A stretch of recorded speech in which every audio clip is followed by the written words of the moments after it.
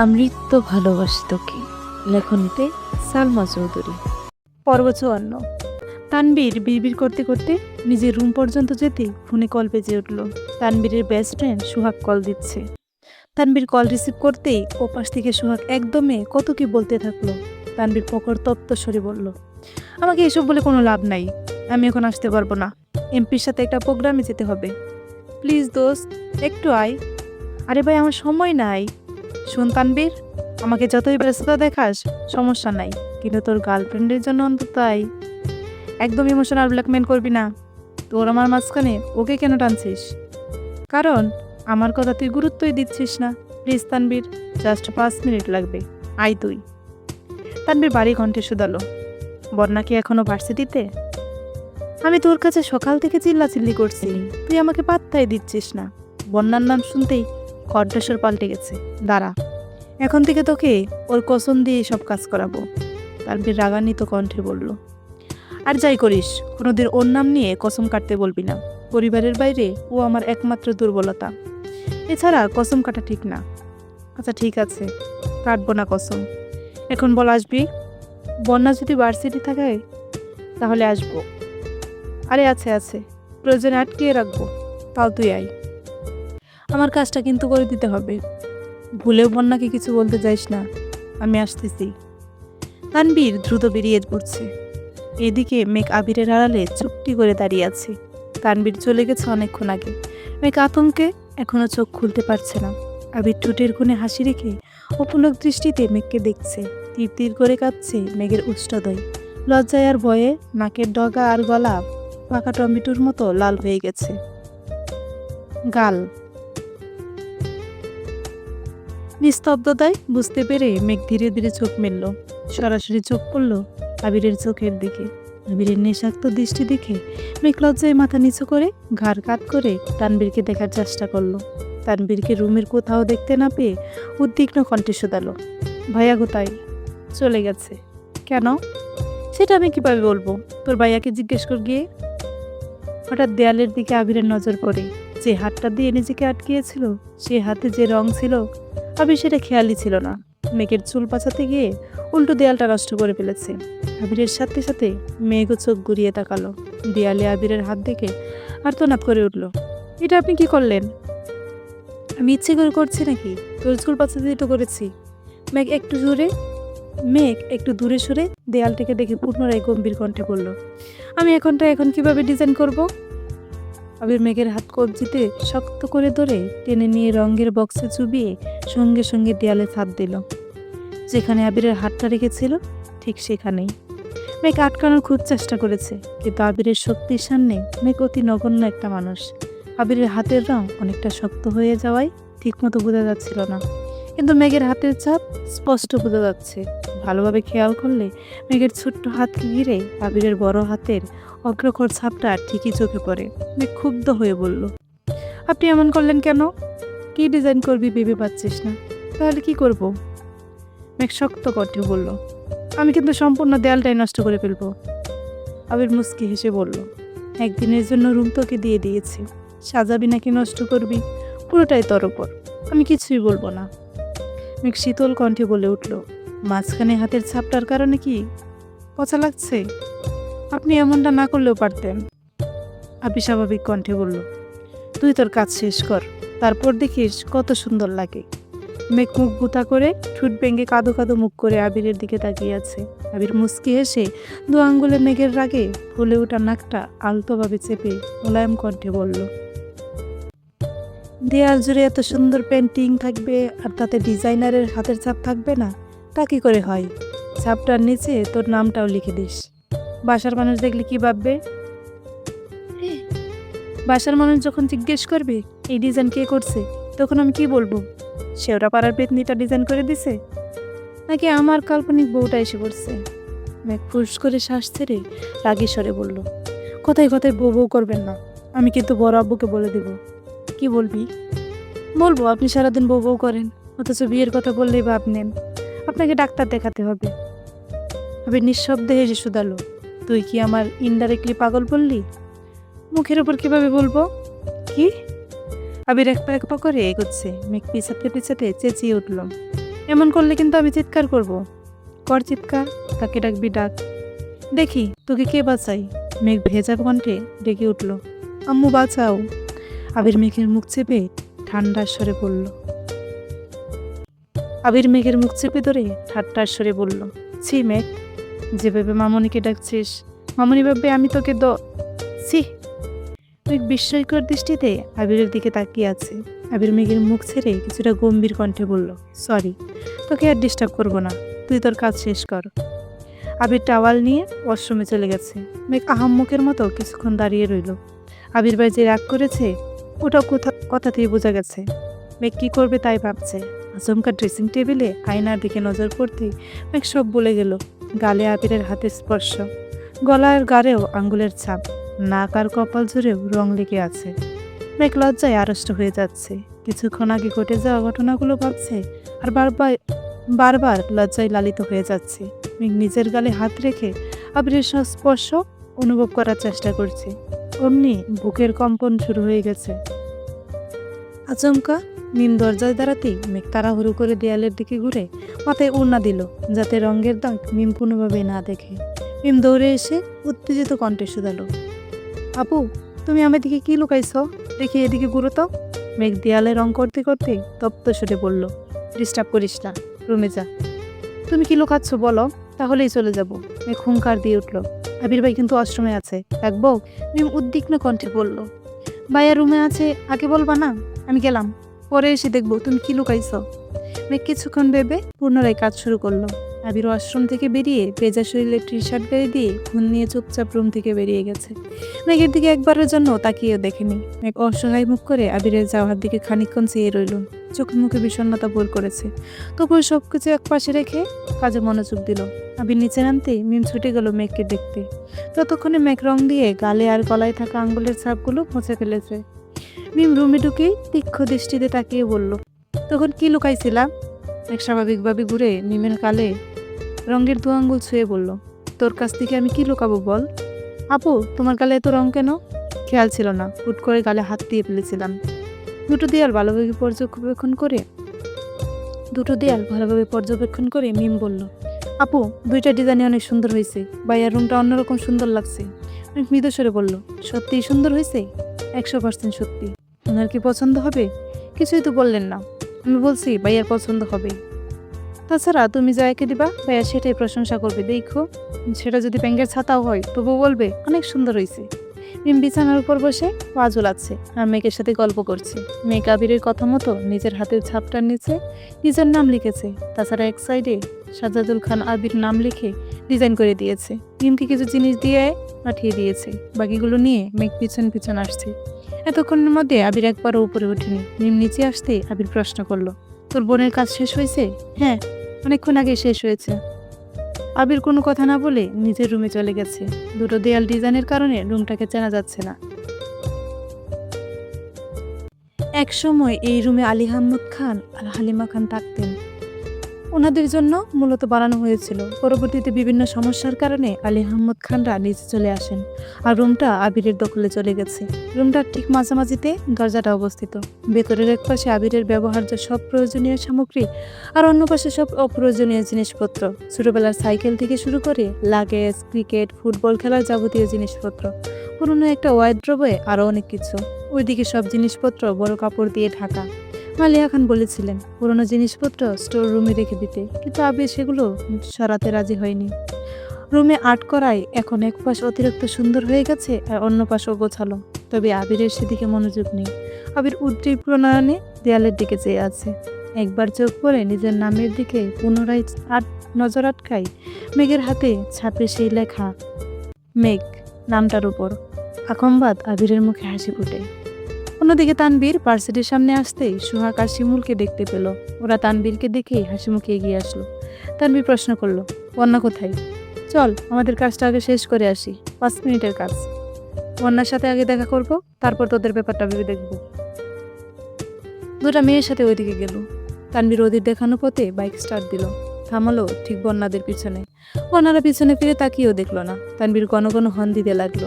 এক প্রকার বিরক্ত হয়ে বন্যা পিছন ফিরতেই দেখলো তানবীর বাইক নিয়ে মীরের দৃষ্টিতে চেয়ে আছে। বন্যার চেহারা স্বাভাবিক করার চেষ্টা করলো। তানবীর গম্ভীর কণ্ঠে বলল, এদিকে আসো। বন্যা বান্ধবীদের দিকে তাকিয়ে ধীরগতিতে এগিয়ে আসলো। তানবীর প্রখর তপ্ত স্বরে বলল, ফোন দিলে ফোন রিসিভ করার প্রয়োজন মনে করো না? ইদানিং ফোন বন্ধ করে রেখেছ, সমস্যা কি? অনা স্বাভাবিক কণ্ঠে করল, আমার ফোন নষ্ট হয়ে গেছে, নতুন ফোন কিনতে হবে।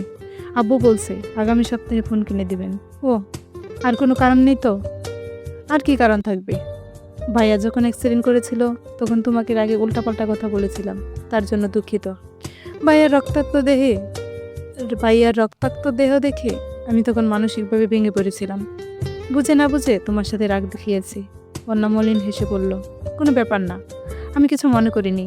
আপনার জায়গায় আমি থাকলেও হয়তো এভাবে রিয়েক্ট করতাম, হয়তো আরও বেশি করতাম। আই এম রিয়েলি সরি বন্যা, এত ফর্মালিটি করতে হবে না। আমি সত্যি সত্যি কিছু মনে করিনি।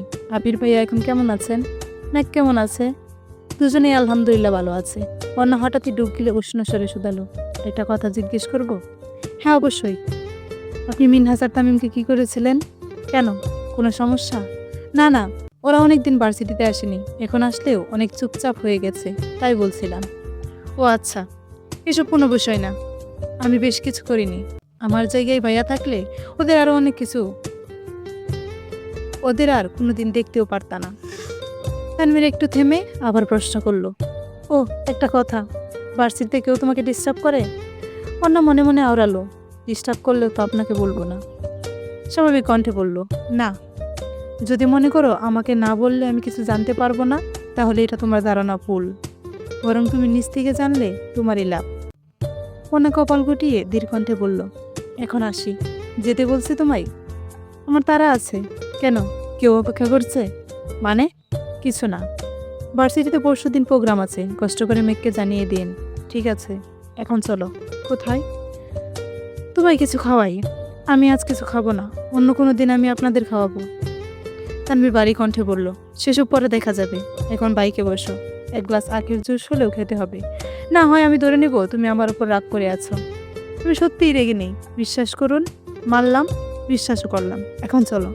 বন্যা তাতে দাঁত চেপে বাইকে উঠে বসলো। ইচ্ছে না থাকা সত্ত্বেও তানবীরের সঙ্গে 2 গ্লাস আখের জুস খেয়েছে, শুধুমাত্র মেঘের বাই বলে। বাধ্য হয়ে বন্যা তানবীরের সাথে কথা বলে, না হয় কোনোদিন বলতোই না। মিনহাজ আর তামিমকে বন্যা 2-1 বার জিজ্ঞেস করেছিল কি হয়েছিল বলতে, কিন্তু ওরা কিছুই বলে না, বারবার কথা এড়িয়ে যায়। তার জন্য বন্যাও তেমন জোর করে না। তবে ভালো কিছু ঘটেনি, বন্যা 100% নিশ্চিত। আবিরের অসুস্থতার পর থেকে মেঘ মিনহাজের কথা ভুলেও ভাবেনি। বন্যা কিছু বললেও তেমন পাত্তা দেয় না, এমনকি রেগুলার ভার্সিটিতেও আসে না। বাড়ির কেউ কিছু বললে শরীর খারাপ, মন খারাপ বলে নানান বাহানা দেয়, আর বাকি সব তানবীর সামলায়। না বোনকে কিছু বলতে পারে আর না বাসায়। মেঘের চোখে তানবীর সেরাবাই হলেও বন্যার চোখে তানবীর একজন রাজনীতিবিদ, দাপটি, ভিলেন টাইপের ছিল। এত বছর যাবৎ মেঘকে শাসন করা দেখে বন্যা তানবীরকে ভয় পেত। মিনহাজদের ঘটনার পর থেকে বন্যা আরও বেশি আতঙ্কে থাকে, দূরত্ব মেনটেন করে চলে। তানবীর বন্যাকে রিকশায় উঠিয়ে দিয়ে সোহাগদের কাছে আসছে। সোহাগ ঠাট্টা স্বরে বলল, আগে আসতেই চাইছিলি না, আর এখন? তানবীর মুচকি এসে বলল, কতদিন পর মেয়েটাকে দেখলাম। আহা, কত আবেগ। কোথায় যাবি বলছিলি, চল। বিকেল থেকে মেঘ আর মিম শপিংয়ে যাবে বলে পাগলামি করছে। তানবীরকে যেতে বলায় তানবীর প্রোগ্রামে ব্যস্ত বলে যেতে পারবে না। মেঘ আর মিম একা যেতে পাগলামি শুরু করেছে। ওদের হাউকাউ শুনে আবির নিচে আসছে। আবিরকে দেখে 2 বোন চুপ হয়ে গেছে। সদ্য ঘুম থেকে উঠে আসায় আবিরের চোখগুলো লাল টকটকে হয়ে আছে। আবির অস্পষ্ট কণ্ঠে বলছো, দাদা কি হয়েছে তোদের? মেঘ মিম কেউ কোনো কথা বলল না। আকলিমা খান বললেন, ওরা শপিংয়ে যেতে যাচ্ছে। যাক, সমস্যা কি? একা যেতে যাচ্ছে। আবির কপাল কুঁচকে তাকিয়ে বলল, একা যেতে হবে কেন? তোমরা না গেলে আমি ওদের নিয়ে যাচ্ছি। মেঘ আর মিম দুজনে একসঙ্গে চেঁচিয়ে উঠল, না। রাগে আবিরের চোখ মুখ লাল হয়ে গেছে। কপাল কুঁচকে গম্ভীর কণ্ঠে শুধালো, সমস্যা কি তোদের? মেঘ মাথা নিচু করে উত্তর দিল, কোনো সমস্যা নাই। সমস্যা না থাকলে কাকিয়াদের নিয়ে শপিংয়ে যা, বেশি তেরামি করবি না, ঠিক আছে? মেঘ এক দৃষ্টিতে আবিরের দিকে তাকিয়ে উপর নিচ মাথা নাড়ল। অনুমতি ছাড়া একা শপিংয়ে যাওয়া অসম্ভব বিষয়। এটা তাদের অজানা নয়, তবুও চেষ্টা করে দেখেছিল। যদি অনুমতি পেয়ে যায়। আবির আবেগে ভাবমূর্তি বজায় রেখে আবির আগের ভাবমূর্তি বজায় রেখে দাঁড়িয়ে আছে।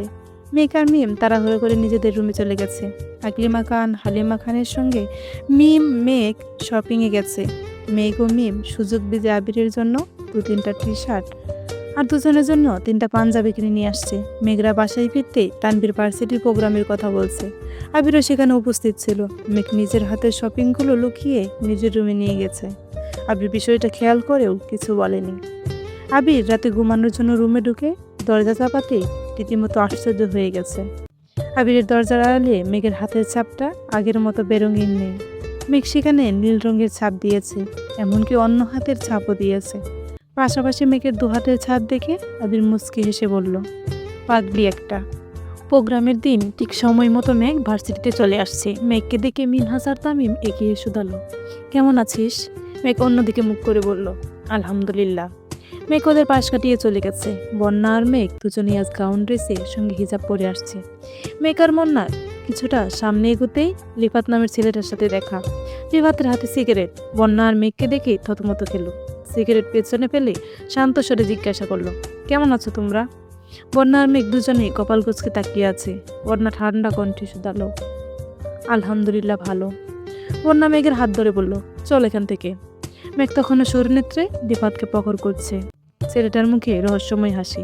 লিফাত প্রশ্ন করলো, কেউ কেমন আছো জিজ্ঞেস করলে প্রতি উত্তরে তাকেও জিজ্ঞেস করা হয়, এটাও কি জানো না? বন্যা শক্ত কণ্ঠে জবাব দিল, না জানি না। বন্যা মেঘকে টেনে নিয়ে চলে গেছে। মেঘ কপাল কুঁচকে শুধালো, এই ছেলে আবার কি? রসায়ন ডিপার্টমেন্টের 4র্থ বর্ষের এক বড় ভাই। তোর সাথে কথা বলতে আসছি কেন? আল্লাহ জানেন। তুই তো ইদানিং তেমন ক্লাসে আসিস না। একদিন আমি ফোনে কথা বলছিলাম, তখন ওই ছেলে ইচ্ছে করেই আমার কাছে গেছে। আমি হঠাৎ ঘুরতে প্রায় ধাক্কা লেগে গিয়েছিল। কথাবার্তা নিয়ে হুট করে আমাকে ধমকিয়ে চলে গেছে। এরপর থেকে দেখলেই কেমন করে হাসি, এটা সেটা জিজ্ঞেস করে, ইচ্ছে করে মাথাটা ফাটিয়ে দেই। ভাইয়াকে বলবো?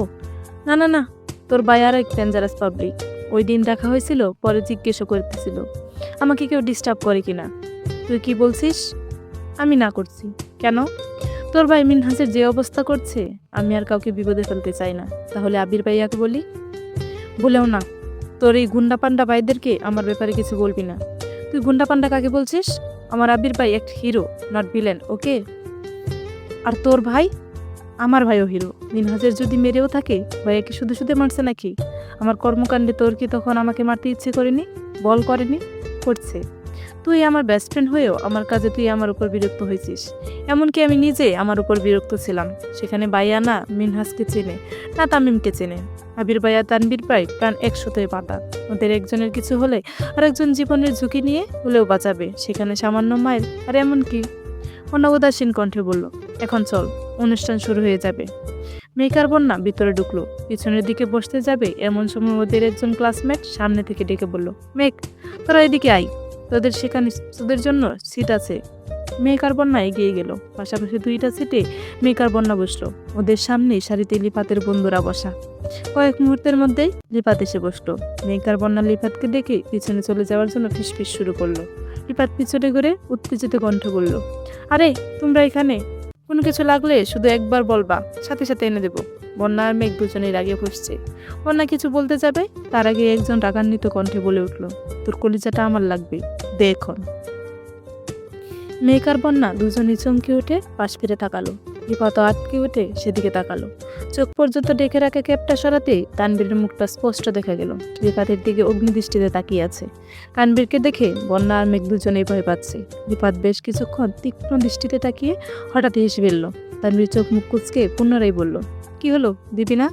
মেয়েদের প্রতি এত যত্ন, যা চাইবে সাথে সাথে এনে দিবি। আমি সামান্য কলেজাটা চাইছি, তুই সেটা দিতে রাজি হচ্ছিস না। লিফাত, তোর থেকে এটা আশা করিনি। লিফাত হঠাৎই অস্বাভাবিকভাবে হাসতে শুরু করলো। হাসতে হাসতে বলল, আরে ভাই তোমার কি লাগবে বলো শুধু, দেখো তোমার ভাই তোমার জন্য কি করে। তানবীর চোখে মুখে বিরক্তির ছাপ। বিরক্তি পড়া কণ্ঠে বলল, আপাতত তোর কলিজাটা হলেই হবে, চাইলে তোর হাতটাও দিতে পারিস। আমিও দেখি ওইখানে ঠিক কতজনের জায়গা দিয়েছিস। লিফাত মুখে হাসি রেখেই বলল, এই সর আমাকে সাইড দে। লিফাত এগিয়ে আসতেই তানবীর বসা থেকে উঠে দাঁড়ালো। লিফাত তানবীরকে জড়িয়ে ধরে বিড়বিড় করে বলতে লাগলো, প্লিজ ভাই, এখানে অনেক জুনিয়র আছে, ওদের সামনে আমার মান সম্মানটা ডুবিও না প্লিজ। তানবীর রাগান্বিত কণ্ঠে গজগজ করতে করতে বলল, তোর হিসাবের খাতায় এখন অবধি 1000 খানের মেয়ের নাম উঠছে, আর কত? সরি ভাই, তুমি এখানে কেন আসছো? ওরা কি তোমার কিছু হয় নাকি অন্য কারোর জন্য আসছো? যে বন্যার পিছনে ঘুরঘুর করছিস সে একান্তই আমার, তার পাশের জন আমার একমাত্র বোন, আর এই আবির ভাইয়ের পার্সোনাল সম্পত্তি। তুই ভুল জায়গায় হাত বাড়িয়েছিস লিপাত, তোকে কি করা উচিত নিজেই বল। সরি ভাইয়া, প্লিজ মাফ করে দাও, আমি জানতাম না ওরা তোমাদের কাছের লোক। তোকে লাস্ট ওয়ার্নিং দিচ্ছি লিপাত, ভবিষ্যতে কোনো মেয়ের দিকে কোনো নজর দিলে সার্টিফিকেট নিয়ে বের হতে পারবে না বলে দিলাম। প্লিজ তানবীর ভাই, এমনটা করো না, প্রয়োজনে আমি তোমার পায়ে ধরে মাফ চাইবো। আবির ভাইয়া কোথায় আছেন? আমি ওনার পায়ে ধরে মাফ চেয়ে নেব, তবুও এমন কিছু করো না ভাই। ঠিক আছে, লাস্ট বারের মতো ছেড়ে দিচ্ছি। লিপাত একগাল হেসে বলল, থ্যাংক ইউ ভাইয়া। তানবীর বাড়ি কণ্ঠে বলল, মনে থাকে যেন। অবশ্যই। লিফাত নিজের চেয়ারে গিয়ে বসলো, পিছনে ফেরা তো দূর, কার পর্যন্ত কাজ করছে না। তানবীর মেঘ আর বন্যার জন্য কিছু খাবার আগে কিনে নিয়ে আসছিল, সেইগুলো দিয়ে কেপ করতে করতে বলল, আমি আসছি। মেঘ হাসি মুখে বলল, অনুষ্ঠান দেখবা না? আমি অনুষ্ঠান দেখতে আসিনি, যে কাজে আসছিলাম তা শেষ। অনুষ্ঠান শেষে বাসায় চলে যাস, উল্টাপাল্টা ঘুরিস না। তানবীর চলে গেছে। খুশিতে মেঘের চোখ চকচক করছে। বন্যার দিকে তাকিয়ে ঠোঁট বেঁকিয়ে হেসে বলল, দেখছিস, আমার ভাই সেরা দেশ সেরা, তুই না বললে ঠিকই জেনে ফেলেছে। ওই ছেলে মাপ যে চাইছে দেখছিস। বন্যা ফুস করে শ্বাস ছেড়ে রাগে স্বরে বলল, তুই গিয়ে শুনছিলি মাপ নাও চাইতে পারে। মেঘ ভ্রু কুচকে বলল, এই তুই কি আমার ভাইয়ের পাওয়ার নিয়ে সন্দেহ করছিস? আমি শিওর ওই ছেলে ভাইয়ার কাছে মাপ চাইছে।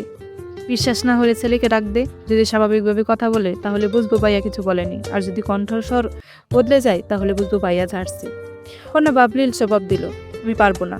এক বেঞ্চি কেটে বলল, না পারলে নাই, আমার ভাই যে হিরো তা প্রমাণ আমার দিতে হবে। মেঘ সামনের দিকে কিছুটা ঝুঁকে ডাকলো, এক্সকিউজ মি ভাইয়া। ছেলেটা পিছনে না থেকে ঢুক গেলে ধীর কণ্ঠে জবাব দিল, জি আপু, কিছু বলবেন? আমাদের জন্য কি কোনো সমস্যা হচ্ছে? আমরা কি পিছনে চলে যাব? মেঘ তাড়াহুড়া করে বলল, না, পিছনে যেতে হবে না, আমাদের কোনো সমস্যা হচ্ছে না। মেঘ বন্যার দিকে তাকিয়ে মুচকি হেসে বলল, দেখলি? এর মধ্যে রাজনীতিবিদদের আগমন ঘটল। আশেপাশে বসা জুনিয়ররা সবাই দাঁড়িয়ে সালাম দিচ্ছে। মেঘ আর বন্যা স্বাভাবিকভাবেই বসে রইল। একজনের নজর মেঘের দিকে পড়তেই সামনে দু তিনজনকে ডেকে বলল, আগম্বা তোরা থমকে গেল। ঘুরে এসে মেঘদের কাছে দাঁড়ালো। মেঘ আর বন্যা মনে মনে ভয় পাচ্ছে, ভাবছে দাঁড়ায়নি বলে হয়তো ওরা বকা দিতে আসছেন। তাদের মধ্যে একজন মেঘকে উদ্দেশ্য করে বলে উঠল, আসসালামু আলাইকুম আপু। ওয়ালাইকুম আসসালাম। তোমরা এত পিছনে বসছো কেন? আসো, সামনে আসো, বসো। বন্যা আর মেঘ দুজনে থতমত খেয়ে বলল, না ভাইয়া, আমরা এখানেই ঠিক আছি। তা বললে হবে না আপু, আবির ভাইয়া এত করে রিকোয়েস্ট করার পরও উনি আমাদের প্রোগ্রামে আসেননি। অবশ্য তার জন্য আমরাই দায়ী। ভাইয়া বারবার বলছিল ওনাকে নিয়ে যেন কোনো রকম প্ল্যান না করি, কিন্তু আমাদের মন তাতে সায় দেয়নি। ভাইয়ার জন্য স্পেশাল আয়োজন করেছিলাম, ভাইয়া কোনোভাবে খবর পেয়েছে, তারপর আর প্রোগ্রামেই আসেনি। সেসব পুরনো কথা বাদ দেই, এখন তোমরা যেহেতু আজকের প্রোগ্রামে আসছো, আমাদের উচিত তোমাদের সর্বোচ্চ আপ্যায়ন করা। প্লিজ তোমরা সামনে এসে বসো, প্লিজ। 4-5 জনের একসঙ্গে রিকোয়েস্ট করতে শুরু করছে। ওনাদের এত রিকোয়েস্ট করা দেখে মেঘ আর বন্যা ভীষণ লজ্জায় পড়ে গেছে। পুরো হলে মানুষ দাঁড়িয়ে তাকিয়ে আছে মেঘ আর বন্যার দিকে, যাদের দাপটে সবাই আতঙ্কে থেকে সেখানে তারা সর্বপ্রথমে বর্ষের মেয়ে হয়ে এত রিকোয়েস্ট করতেছে, এটা কল্পনা করার বাইরে। মেঘ আর বন্যা বাধ্য হয়ে সামনে গিয়ে বসলো। এত সামনে বসে প্রোগ্রাম দেখতে মেঘ আর বন্যা দুজনেরই অস্বস্তি লাগছে, উঠে যেতে পারছে না। একটু নড়লেই 2-1 জন এগিয়ে এসে জিজ্ঞেস করে, আপু কোনো সমস্যা, কিছু লাগবে? তাই উঠে যেতেও পারছে না। প্রোগ্রামের বিরতিতে মেঘদের খাবার পর্যন্ত দিয়ে গেছে। তানবীর নিজেও অনেক খাবার কিনে দিয়ে গেছিল। মেঘ আর বন্যা শুধু চাওয়াচুয়ি করছে, কিছুই খেতে পারছে না। মেঘ বাধ্য হয়ে আবিরকে কল দিল। আবির অফিসে কাজ করছিল, গতকাল থেকে অফিসে আসছে। অফিসে আসলেও এখন বাইক চালানোর অনুমতি পায়নি আবির। 2 দিন যাবৎ আলী আহমদ খান নিজের সাথেই আবিরকে অফিসে নিয়ে যান। আবিরও বাধ্য ছেলের মতো আব্বুর সঙ্গেই যায়। মেঘ কল দিতেই আবির মুচকি হেসে কল রিসিভ করলো। মেঘ সালাম দিল। আবির সালামের উত্তর দিয়ে শুধালো, কি ব্যাপার, তাদের আপ্যায়নে অতিষ্ঠ হয়ে যাচ্ছিস? মেঘ উদ্বিগ্ন কণ্ঠে জবাব দিল, আপনি কিভাবে জানলেন? তোর আশেপাশে কখন কি ঘটে সব আপডেটই আমার কাছে থাকে। ওনারা কল দিয়েছিল? আমায় না জানিয়ে তোকে কিছু বললে ওদের যে কি অবস্থা হবে তা তুই না জানলেও ওরা খুব ভালো করেই জানে। খাবার খাইছিস? না, খেয়ে নে, না হয় একটার পর একটা দিতেই থাকবে। ওদের অতিরিক্ত ভালোবাসায় অতিষ্ঠ হয়ে আমি যোগাযোগ কমিয়ে ফেলেছি। এতদিনে তোকে পেয়েছে, তোকে ঠিকঠাক আপ্যায়ন করতে না পারলে ওরা ঘুমিয়েও দুঃস্বপ্ন দেখবে, বুঝলি? মেঘ মৃদু হেসে বলল, আমাদের প্রোগ্রামে দেখতে ভালো লাগছে না, সামনে এনে বসাইছে, সব বিরক্ত লাগছে। কিছুক্ষণ দেখে বেশ খারাপ লাগলে আমার কথা বলে বেরিয়ে পড়িস। আচ্ছা, আপনি আসবেন? কেন, অনুষ্ঠান দেখবি নাকি ওদের কর্মকাণ্ড দেখতে? না না, এমনি। আসবেন নাকি জিজ্ঞেস করছি। আবির মন খারাপ করে বলল, জানিসই তো আব্বু আমাকে বাইক নিতে বের হতে দেয় না, আব্বুর গাড়ি নেব না, আসলে রিক্সা নিয়ে আসতে হবে। আসবো? মেঘ খানিক ভাবলো, এমনিতেই আবিরের শরীর দুর্বল, এই অবস্থায় যদি আবার অ্যাক্সিডেন্ট ঘটে। সেই বই মেঘ বলল, না, আপনার আসতে হবে না। রাগ করছিস? আমি রিক্সা নিয়ে আসি, সমস্যা নেই। সত্যিই রাগ করিনি, আপনি পুরোপুরি সুস্থ হলে অনেক ঘুরতে পারবো, এখন না হয় বড় আব্বুর লক্ষ্মী ছেলে হয়ে থাকুন। আবির নিঃশব্দে হেসে বলল, সাবধানে থাকিস, কোনো সমস্যা হলে জানাইস। মেঘ ঠান্ডা স্বরে বলল, জানাবো না। কেন?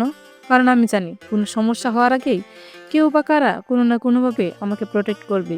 এত confidence? Yes sir. Okay ma'am, পাকনামি রেখে এখন খেয়ে নেন। আচ্ছা, আপনি খেয়েছেন? আব্বু আমাকে খাওয়ার উপরে রেখেছে, ঘন্টায় ঘন্টায় খাবার পাঠাচ্ছে, এখন মনে হচ্ছে অফিসে না এসে বাসায় থাকলেই ভালো হতো। ঠিক আছে খান, রাখি তাহলে। ওকে। মেঘ আবারও ডাকলো, আবির ভাই। কিছু না, রাখছি। মেঘ কল কেটে স্বস্তির নিঃশ্বাস ছাড়লো। বন্যা কপাল কুঁচকে তাকিয়ে আছে। মেঘ ভ্রু নাচিয়ে শুধালো, এখন কি আবার ভাইয়া আর আবির ভাইয়ের ক্ষমতা সম্পর্কে আইডিয়া হয়েছে? অন্য অস্থির হয়ে বলল, সেসব হয়েছে, কিন্তু তুই আগে এটা বল, তুই আর আবির ভাই কি রিলেশনে আছিস? হ্যাঁ। সত্যি? উনি কি তোকে প্রপোজ করছে? প্রয়োজন পড়েনি, প্রপোজ করেনি, তবে আমি মনে মনে অ্যাকসেপ্ট করে নিয়েছি। কেন বলতো? তোদের এত সুন্দর কথোপকথন শুনে আমার নিজেরই শান্তি শান্তি লাগছে। এক মুচকি হাসলো, সাথে বন্যাও। চৈত্রের উত্তপ্ত আবহে নগর যেমন মরুভূমিতে পরিণত হয়েছে, শহর জুড়ে বৃষ্টির জন্য হাহাকার। অরবিতে শীতলতায় আচ্ছাদনে আচ্ছাদিত আবির, তবুও গাত্রগেমে নাজেহাল অবস্থা। পূর্বের তুলনায় কয়েক ডিগ্রি সেলসিয়াস তাপমাত্রা বেড়েছে। এক ফোঁটা বৃষ্টির আশায় সবাই অসহায়ের মতো আকাশের পানে চেয়ে আছে। অসহ্য গরমের জন্য আজ অফিস একটু তাড়াতাড়ি ছুটি হয়েছে। আবিরকে ফুপ্পি সকাল থেকে কয়েকবার কল দিয়েছিল। আবির সুস্থ হয়েছে শুনে বারবার যেতেও বলছিল, কিন্তু আলী আহমদ খান আবিরকে কোনো মতেই যেতে দিবেন না, অন্ততপক্ষে এই বর দুপুরে তো নয়ই, এমনকি বিকেলেও যেতে দেননি। আবিরও বাবার মুখের উপর কিচ্ছু বলেনি। আবির বাসায় ফেরার পর থেকেই দেখছে মেঘ আর মিম মামনিদের পিছন পিছন ঘুরঘুর করছে। মামনিরা বারবার বারণ করছে দেখে আবির এগিয়ে গিয়ে শুধালো, কি হয়েছে তোদের? মিম চট করে বলল, ফুপি কল দিছিল, আমাদেরকে বাসায় যেতে বলছেন, কিন্তু আম্মুরা যেতে দিচ্ছেন না। আবির কপাল কয়েক স্তর বাস পড়েছে, উদ্বিগ্ন কণ্ঠে বলল, ফুপি সকাল থেকে আমাকেও বারবার কল দিচ্ছেন, কোনো সমস্যাই হইল কি না? আবির ফের জিজ্ঞেস করলো, মামুনি তোমাদের কিছু বলছে? তেমন কিছু বলেনি, শুধু বলছে তোরা যেন রাতে ওখানে খাওয়া দাওয়া করিস। তোমাদের কিছু বলেনি? আমাদের শুক্রবারে দাওয়াত দিয়েছেন, আবার বলল আসিফ আর আরিফকে পাঠিয়ে দাওয়াত দিবে, তোর আব্বুকেও কল দিয়ে বলবে বলল। আবির স্বাভাবিকভাবে বলল, আমি ভেবেছিলাম শুধু আমাকেই কল দিচ্ছি, সকালে বলছি বিকালে আসতে পারি, কিন্তু গরমের জন্য আব্বু যেতে দেননি, জোর করে বাসায় নিয়ে আসছে, রাতে জ্বর হতে পারে, তোর চাচ্চু ওদের পাঠাতে না করলো। এদিকে আফা বারবার কল দিয়ে যাচ্ছে। তানভীরও কল দিয়ে বলল ওদের পাঠাতে, তানভীর নাকি কাজ শেষ করে ফুপ্পির বাসায় যাবে।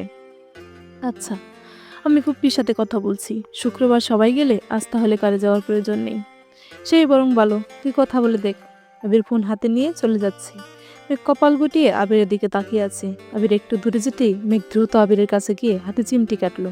আবির তাকাতেই মেঘ ফুস করে শ্বাস ছেড়ে তাকালো। মেঘের চোখের পাপড়ি ঘন ঘন কাঁপছে। হালিমা খান, আকলিমা খান আর মিম তিনজনের নজর মেঘের দিকে। মিম তড়িঘড়ি করে আবিরের থেকে কিছুটা দূরে সরে দাঁড়ালো। মেঘ চোখ মুখ গুটিয়ে কিছু একটা বোঝাতে যাচ্ছে। মেঘের ইশারা বোঝানোর কথা আবিরের বোধগম্য হলো না। পরপর দুবার ভ্রু নাচিয়ে নিঃশব্দে প্রশ্ন ছুড়ে দিল। মেঘ চাপা সরে বিড়বিড় করে বলল, আজ আইরিনের জন্মদিন, সে বায়না ধরছে আজ আমাদের নিজের হাতে রান্না করে খাওয়াবে, তার জন্য ফুপ্পি বারবার কল দিচ্ছেন। আবির মৃতস্বরে প্রশ্ন করলো, তোকে কে বলছে? জান্নাত আপু। আচ্ছা, দেখছি কি করা যায়।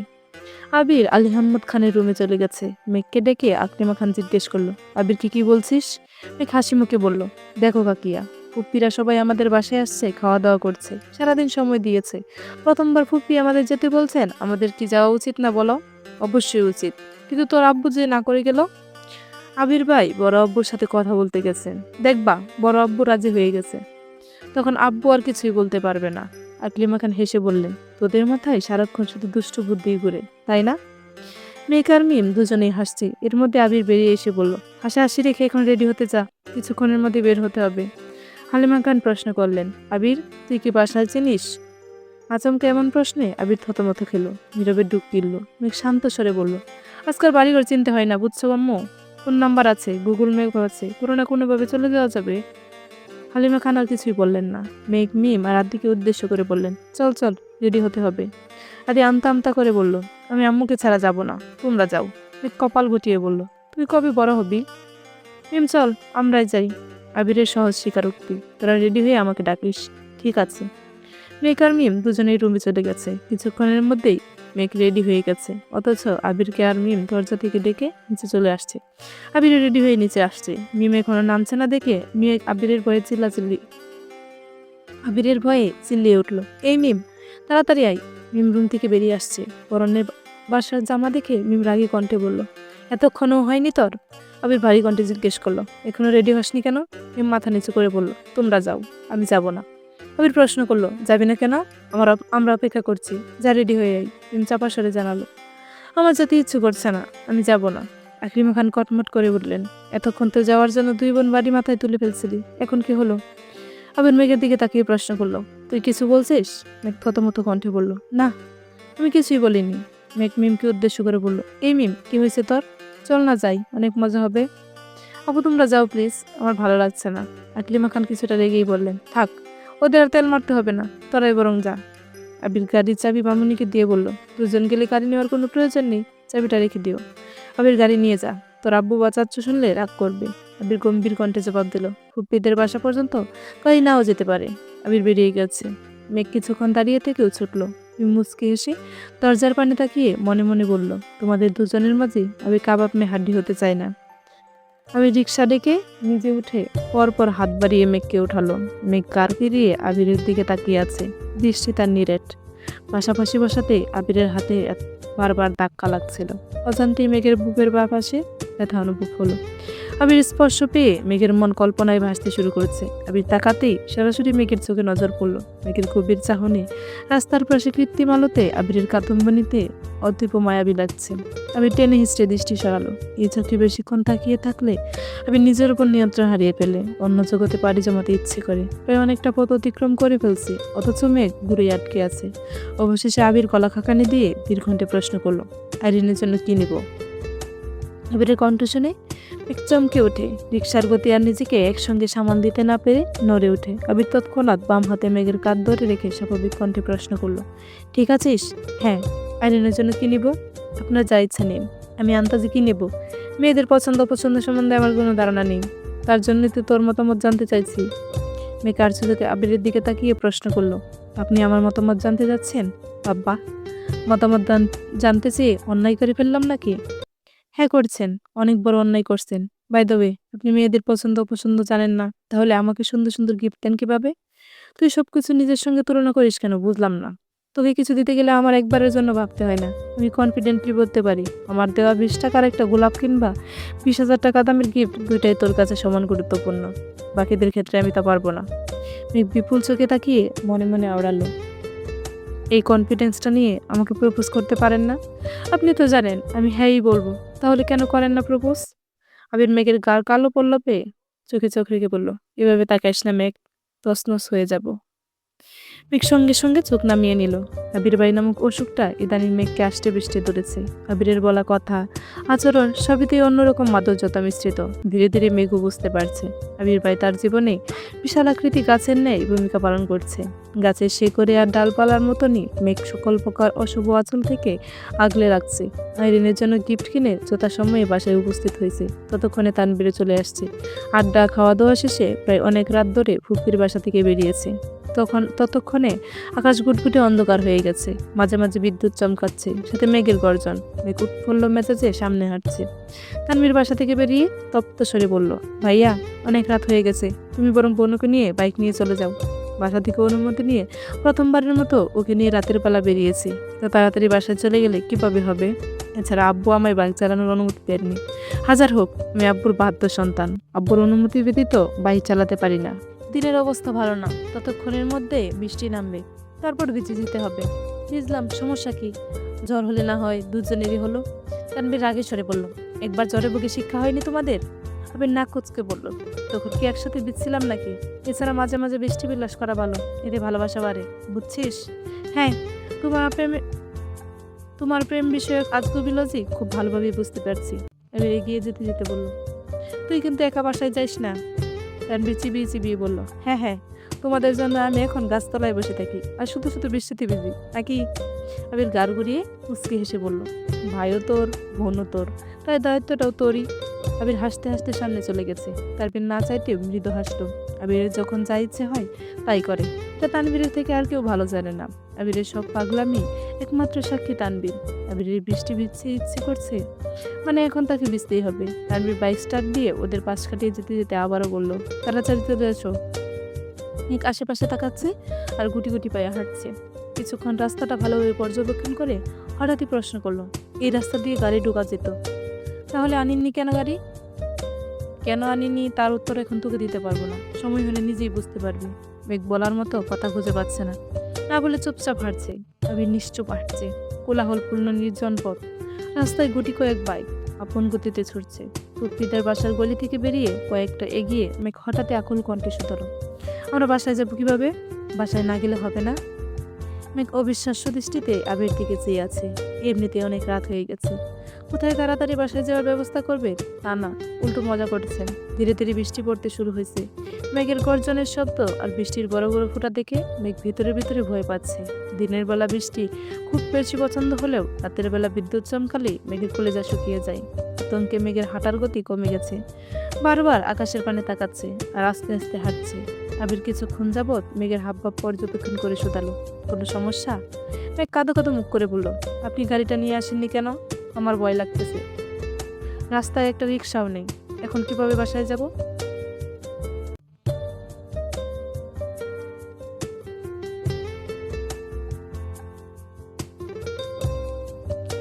আবির লিখিত জবাব দিল, আমি ভাবছিলাম তুই অনেক সাহসী মেয়ে। এক ঠান্ডা কণ্ঠে বলল, আমি দিনের বেলা সাহসী, কিন্তু রাতের বেলা ভীষণ ভীতু। আমি শান্ত চোখে চেয়ে মনে মনে কিছু একটা ভেবে হৃদয় আসলো। মেঘের সেদিকে মনোযোগ নেই। একবার বিদ্যুৎ চমকাচ্ছে আর মেঘের গা কেঁপে উঠছে। আবির উদাসীন কণ্ঠে শুধালো, আমি কাছে থাকা সত্ত্বেও তুই এত ভয় পাচ্ছিস, তাহলে আমি থেকে কি লাভ হলো? মেঘ নিশ্চুপ, ফুটপাত দিয়ে হাঁটছে দুজন, কারো মুখে কোনো শব্দ নেই। আবির কিছু বলতে চেয়েও বারবার ডুব গেলে কথা গিলছে। বৃষ্টি স্নাত পথে প্রিয়সীর হাতে হাত রেখে বুকের বাম প্রকোষ্ঠে লুকায়িত কথাগুলো বলার শক্ত ইচ্ছে আবিরের মনে খুব ঘুরপাক খাচ্ছে। কিন্তু অদ্ভুত এক দেয়াল বারবার আটকে দিচ্ছে আবিরকে। পরিবার নামক বেড়াজালে আবির আবদ্ধ হয়ে আছে। মেঘ আবিরকে ভালোবাসে, অনেক বেশি ভালোবাসে, কিন্তু আবিরকে পাওয়ার জন্য আদৌ কি মেঘ পরিবারের সামনে দাঁড়াতে পারবে? যেখানে আবির নিজেই বাড়ির সবার মুখোমুখি হওয়ার জন্য নিজেকে যোগ্য ভাবতে পারছে না, সেখানে মেঘ তো কিছুই না। ক্ষণে ক্ষণে বৃষ্টি বাড়ছে, সেই সাথে বিদ্যুৎ চমকানোর মাত্রাও বেড়েছে। দুজনেই কাক ভেজা হয়ে গেছে। আবিরের পরনে নেভি ব্লু রঙের শার্টটা ভিজে গায়ের সঙ্গে একবারে লেপটে গেছে। ফোন আর ওয়ালেটটা ফুপ্পির বাসা থেকেই পলিথিনে পেঁচিয়ে নিয়ে আসছিল। মেঘাজ থ্রি পিস পরেছিল, চুলে খোপা করে মাথায় উড়না দিয়েছিল, কিন্তু বৃষ্টিতে ভিজে নাজেহাল অবস্থা হয়ে গেছে। সরু রাস্তায় বড় বড় কদম ফেলায় আবির মেঘের থেকে কিছুটা এগিয়ে গেছে। প্রবল বৃষ্টিতে মেঘ হাঁটতেই পারছে না। আবির সামনে থেকে মেঘের দিকে তাকালেই মেঘ তেজপূর্ণ কণ্ঠে বলে উঠল, আপনি আমায় ফেলে চলে যাচ্ছেন কেন? দেখছেন না আমি ভয় পাচ্ছি? আবিরের প্রদযুগল থেমে গেছে। এক পলক সামনে তাকালো, পুনরায় আর চোখে যে গম্ভীর কণ্ঠে বলল, বলে নিতে হবে? মেঘ সশব্দ হয়ে আবিরের দিকে তাকালো। সহসা মনে পড়ে গেছে আবিরের সঙ্গে কোনো এক বিকেলে বৃষ্টিতে ভেজার ঘটনা। সেদিন হোঁচট খাওয়ার পর করে আবির কুলো তোলার ঘটনা মনে পড়তেই মেঘ থতমত খেয়ে বলল, না না, আপনি শুধু আমার কাছাকাছি থাকুন। আবির নিজে হাত বাড়ালো। মেঘ এক হাতে আবিরের হাতটা ধরার চেষ্টা করলো, কিন্তু মেঘের ছোট্ট হাত আবিরের মোটা হাতকে ঠিকমতো ধরতে না পেরে সহসা দু হাতে আবিরের বাহু চেপে ধরেছে। আবির চাপা সরে বলল, মুরগির কলিজা দিয়ে রাতে ঘুমাস কিভাবে তুই? মেঘ ঠোঁট উল্টিয়ে আবিরের দিকে তাকিয়ে আবারও বিদ্যুৎ চমকালো। মেঘ বইয়ের দু হাতে আবিরের বাহু আরো শক্ত করে ধরেছে। আবির নিজের অন্য হাত মেঘের হাতের উপর রেখে কোমল কণ্ঠে বলল, ভয় পাস না, আমি আছি তো। আবির স্পর্শ, সেই সঙ্গে মোলায়েম কণ্ঠে বলা ছোট্ট একটা কথাতে মেঘের মন থেকে সব ভয় ডর একেবারে চলে গেছে। দীর্ঘ নিঃশ্বাস ছেড়ে আকাশের পানে চেয়ে মুচকি হেসে বলল, আমার আবির ভাই আমার পাশে থাকলে আর কিচ্ছু চাই না। আজ যদি আমার মৃত্যু হয় তবে যেন আবির ভাইয়ের বুকে মাথা রেখে মরতে পারি। আস্তে আস্তে মেঘের ভয় অনেকটাই কেটে গেছে। আবিরের হাঁটার সাথে তাল মিলিয়ে মেঘও নিজের মতো হাঁটছে, তবে আবিরের হাত একবারের জন্য ছাড়ছে না। মেঘ আর আবির খুব ঈদের বিষয়ে টুকিটাকি কথা বলছে। এত বছর আবিরকে নিয়ে তেমন মাথা না ঘামালেও এখন আবিরের ব্যাপারে মেঘের খুব চিন্তা। মেঘ আচমকা প্রশ্ন করে বসল, আবির ভাই আপনি কি এখনো সিগারেট খান? আবির ভ্রূণ উঠিয়ে বলল, না। কেন? সত্যি করে বলুন, আপনি কবে থেকে সিগারেট খাওয়া শুরু করেছিলেন আর কবে শেষ করেছেন, নাকি এখনো খান? রোমান্টিক আবহাওয়ায় মেঘের এমন প্রশ্ন আবিরের কাটা গায়ে নুন ছিটা দেওয়ার মতো। আবির কড়া গলায় বলল, এখন এসব প্রশ্ন করার সময় এখন এসব প্রশ্ন করার সময়। মেঘ গাল ফলিয়ে চোখ নামিয়ে দিয়ে কণ্ঠে বলল, তার মানে আপনি এখনো সিগারেট খান? আবির বিরক্ত হয়ে মেঘের দিকে তাকালো। পরপর এদিক সেদিক তাকিয়ে গম্ভীর কণ্ঠে বলল, আমি মিথ্যা কথা বলি না মেঘ। তারপরেও যদি তোর আমাকে বিশ্বাস করতে কষ্ট হয় তাহলে আমার কিছুই বলার নেই। মেঘ হতবাক হয়ে গেছে। আবির কি ইদানিং কিছুই বললেই ছেদ করে ওঠে, বিশেষ করে বিশ্বাস নিয়ে কথা বললে তো উপায়ই নেই। মেঘ মনোযোগ দিয়ে কতক্ষণ আবিরকে দেখে প্রশ্ন করলো, কি হয়েছে আপনার? এভাবে কথা বলছেন কেন? আবির জোর গলায় বলা শুরু করলো, আমি কখনো কারো বিশ্বাস ভঙ্গ করিনি। তোর তো নয়। সিগারেট আমার নেশা না। যখন কোনো বিষয়ে খুব বেশি রেগে থাকি, দিশা পিশা পাই না, তখন একটু একটু সিগারেট খেতাম, এইটুকুই। তারপরে এত বছরে হাতে গোনা কয়েকটা সিগারেটই খেয়েছি। এইসব এখন অতীত। সিগারেট ছেড়েছি বহুদিন হলো, ছুঁয়ো না পর্যন্ত। সেদিন পর তুই কোনোদিন আমার হাতে সিগারেট দেখেছিস, রুমে পেয়েছিস, নাকি আমার গায়ে সিগারেটের গন্ধ পেয়েছিস? তবুও কেন এত অবিশ্বাস? তোর সন্দেহের তালিকায় কোনো সব তোর সন্দেহের তালিকায় কেন সবসময় আমার নামটাই থাকে? এখনো এই মানুষটাকে একেবারে বিশ্বাস করা যায় না? আবির একরাশ হতাশা নিয়ে কথাগুলো বলছে। মেঘ প্রশ্নগুলো বলার সময় আবিরের গলা কাঁপছিল। অজানা এক ক্রুতে আবির আবার দগদগে স্বরে বলল, তানবীরকে কল দিয়ে তোকে নিয়ে যেতে বলি। মেঘ আর্তনাদ করে উঠল, কেন? আর যাই হোক, আবির কখনো কাউকে জোর করবে না, অন্তত পক্ষে তোকে বিশ্বাস করতে তো নয়। আমার সত্যি গাড়িটা নিয়ে আসা উচিত ছিল। মেঘ মায়াবী দৃষ্টিতে চেয়ে শীতল কণ্ঠে বলল, আপনি এভাবে কথা বলছেন কেন? আমি আপনাকে বিশ্বাস করি, অনেক বেশি বিশ্বাস করি। সত্যি বলছি। ভাইয়াকে কল দিবেন না প্লিজ? আমি আপনার সাথেই যাব। আবির উদাসীন কণ্ঠে বলল, যেখানে তুই আমাকে বিশ্বাস করতে পারিস না, সেখানে তোর বাবা মায়ের চোখে আমি মস্ত বড় অপরাধী হয়ে যাব। তোর জোর হলে কেউ আমায় ছেড়ে কথা বলবে না। আবির দু পা এগোতেই মেঘ এক হাতে আবিরের আঙ্গুল ধরার চেষ্টা করে, কিন্তু আবির আঙ্গুল ছাড়িয়ে এগিয়ে যেতেই মেঘ তড়িঘড়ি করে আবিরের সামনে গিয়ে সরাসরি আবিরের শার্ট আঁকড়ে ধরে চাপাই দেওয়ার মতো আকুল কণ্ঠে বলে উঠল, আমি আর কোনোদিন আপনাকে এমন কথা বলবো না। আপনাকে কখনো অবিশ্বাসও করবো না। আপনি যা বলবেন সে অবস্থাতেই বলবেন, আমি সাথে সাথে বিশ্বাস করে ফেলবো। প্লিজ, আপনি রাগ করবেন না প্লিজ। আমি কানে ধরছি। এতক্ষণে আবির শক্ত থাকলেও মেঘের শেষ বাক্যে আবির তৎক্ষণাৎ মেঘের হাত চেপে ধরল। মেঘের হাত তখনও আবিরের বুকেই ছিল, সবেমাত্র কানে ধরার জন্য হাত তুলতে যাচ্ছিল। তার আগেই আবির আটকে দিয়েছে। আবিরের এক মুহূর্তেই দমে গেল। ভারী কণ্ঠে বলল, অতি সামান্য কারণে আবির কাউকে এত বড় শাস্তি দেবে না। মেঘ ফের বলে উঠল, আপনি রাগ করলে আমার খুব ভয় হয়। আবির অনুচিন্ত মনে শুধালো, কিসের ভয়? মেঘ বিড়বিড় করে বলল, আপনাকে হারানোর। ঝুম বৃষ্টিতে মেঘের বিড়বিড় করে বলা কথাটা আবির ঠিক মতো বুঝতে পারেনি। শিওর হতে আবির পুনরায় শুধালো, কি বললি? মেঘ কিছু না বলে আবিরের উপর মাথা ঠেকালো। ততক্ষণ যাবৎ বৃষ্টিতে ভেজার কারণে মেঘের শরীর ঠান্ডা হয়ে যাচ্ছে। আকম্বাদ বয়ে আবিরের বুক কাঁপছে। মেঘের শরীর যদি আবার খারাপ হয়? আবির তড়িঘড়ি করে বলল, শরীর খারাপ লাগছে? মেঘ সহসা আবির থেকে দূরে সরে দাঁড়ালো। প্রিয় মানুষের সাহায্য পেলে মানুষ সব বলে যায়। মেঘের ক্ষেত্রেও তাই হয়েছে। মেঘের ঘুরের মধ্যে কখন যে আবিরের বুকে মাথা রেখেছে সেটা খেয়ালই করেনি। আবির তাকাতেই মেঘ ঘুর কেটে গেছে। লজ্জায় মাথা নিচু করে সামনে এগিয়ে যাচ্ছে। আবির পিছু পিছু ডাকছে, কিন্তু মেঘ তাকাতেই পারছে না। আবির এগিয়ে গিয়ে মেঘের মাথা কিছুটা উপরে দুহাত রাখলো, যেন সরাসরি বৃষ্টির পানি মেঘের মাথায় না পড়ে। মেঘ চোখ তুলে তাকিয়ে দেখলো একবার, পুনরায় লজ্জায় চোখ নামিয়ে নিল। আবির ভাই মানুষটা কেমন জানি, এই রাগ করেন, এই আবার ভালোবাসার চাদরে মুড়িয়ে নেন। ওনার মন বোঝার সাধ্যে পৃথিবীর কারণেই। কিছুটা এগোতেই মেঘ চা খাওয়ার জন্য বায়না ধরেছে, অথচ আবির খুঁজছে মেডিকেল শপ। নিজের ইচ্ছেকে প্রাধান্য দিতে গিয়ে অসবে মেঘকে নিয়ে বৃষ্টিতে ভিজে এখন নিজেই টেনশন করছে। মেঘের সেদিকে খেয়াল নেই। সে নিজের মতো করে ঘুরে চায়ের কাপের দোকান খুঁজছে। জীবনে প্রথমবার গভীর রাতে বৃষ্টিতে ভিজছে।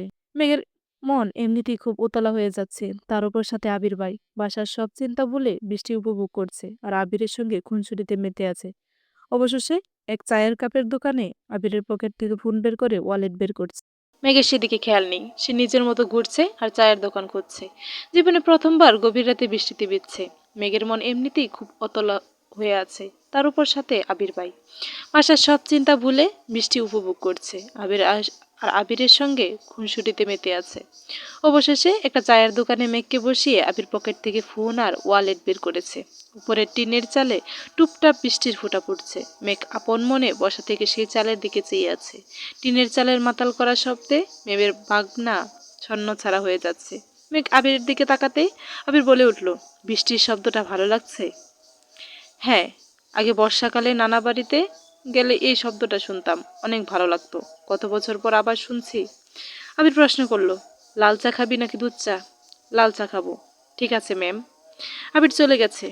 হঠাৎই মেঘের কানে আবিরের কণ্ঠ বেজে উঠল, মামা আপনি বসুন, চা আমি বানাচ্ছি। মেঘ আতকে উঠে পেছনে ঘুরল। সত্যি সত্যি আবির চা বানাচ্ছে। মেঘ তৎক্ষণাৎ বসা থেকে উঠে দাঁড়ালো। ভেতরে থাকা হৃৎপিণ্ড ছুটছে দিক বিদিক। ঠুটে ফুটে উঠেছে প্রশান্তির হাসি। আকম্বাত মনের দুশ্চিন্তারাও বোর করছে। নিজের অজান্তেই বলে উঠল, এত সুখ আমার কপালে সইবে তো?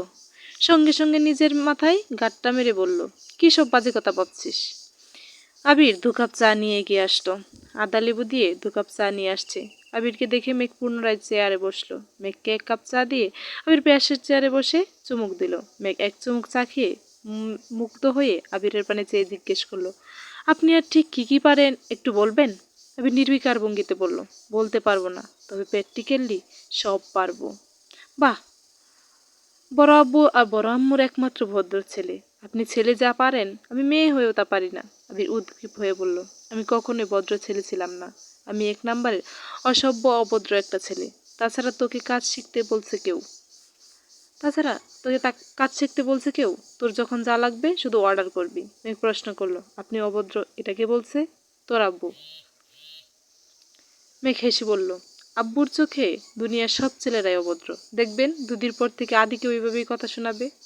আবিরও মলিন হাসল। নিষ্ঠুর এই পৃথিবীতে সবার প্রিয় হয়ে ওঠা কারো পক্ষেই সম্ভব না। তবে আবিরের প্রচেষ্টা শুধুমাত্র নিজেকে প্রমাণ করা। আবির অভদ্র নয়, তবে অসভ্য তো বটেই। মেঘকে কাছে পেলে আরও বেশি অসভ্য হয়ে যায়। এজন্য মেঘের দিকে ঠিকমতো তাকাচ্ছেই না। আবির ফোন চেক করতেই দেখলো মোট 17টা কল আসছে। বাসা থেকে 8টা কল আসছে। তানবীরও 4-5টা কল দিচ্ছে। ফুপ্পি রাকিব কয়েকবার কল দিয়েছে। এখন ফোন দিলেই যার যার মতো কথা শোনাবে, তার ওপর আবার মন খারাপ হবে। সেই ভেবে কাউকে কল ব্যাক করেনি। রাস্তায় একটা মেডিকেল শপ থেকে মেঘকে ওষুধ কিনে খাইয়েছে যাতে জ্বর না আসে। আবির আশেপাশে রিক্সা খুঁজছে। বাসার মানুষ থেকেও বেশি টেনশন হচ্ছে মেঘকে নিয়ে, কারণ মেঘকে সামাল দেওয়ার মতো মানসিক অবস্থা আবিরের নেই।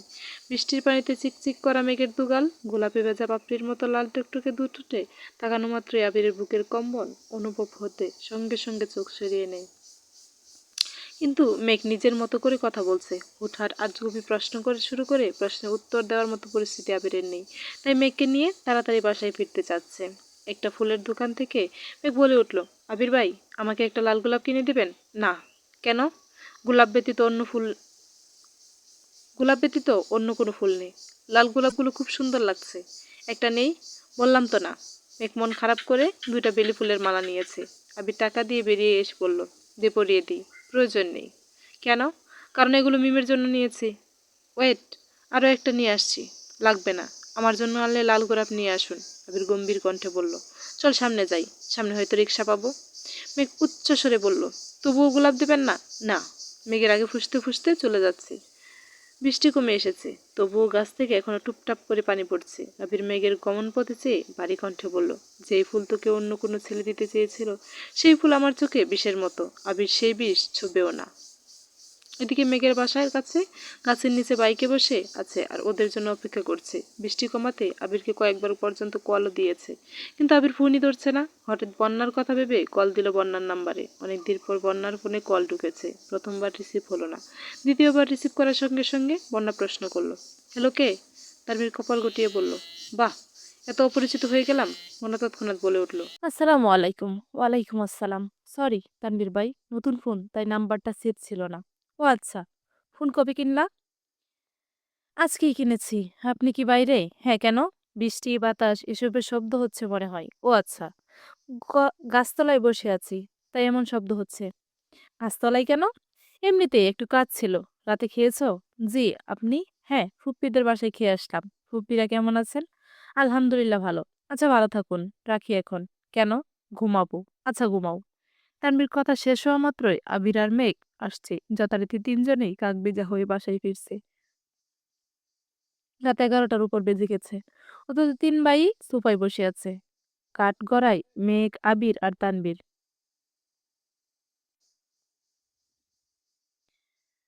কাঠগড়ায় মেঘ, আবির আর তানভীর। মেঘ হাসি দিতেই আবির মাথা নিচু করে কপাল গুটিয়ে চোখ বন্ধ করে দাঁতটা চেপে শুধালো। আজ একটা ঘূর্ণিঝড় হতে চলেছে, যার সূচনা মেঘের হাসি দিয়ে দিল। আবির মাথা নিচু করে মেঘকে আস্তে করে বলল, রুমে যা।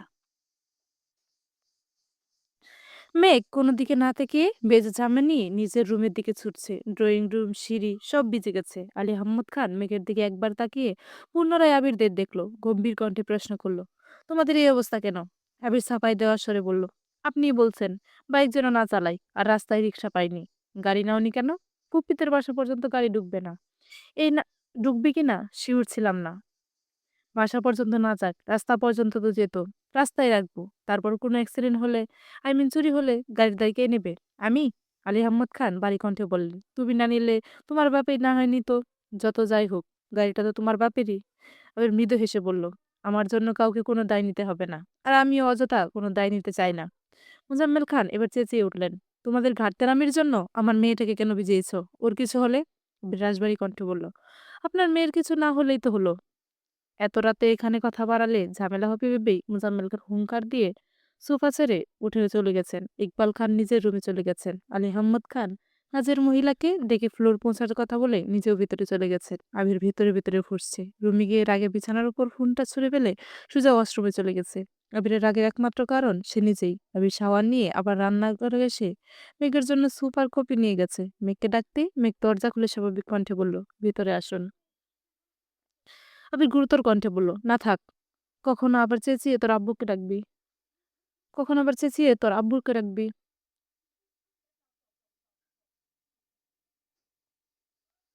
মেঘ আহাম্মকের মতো তাকিয়ে থেকে খাবারগুলো নিল।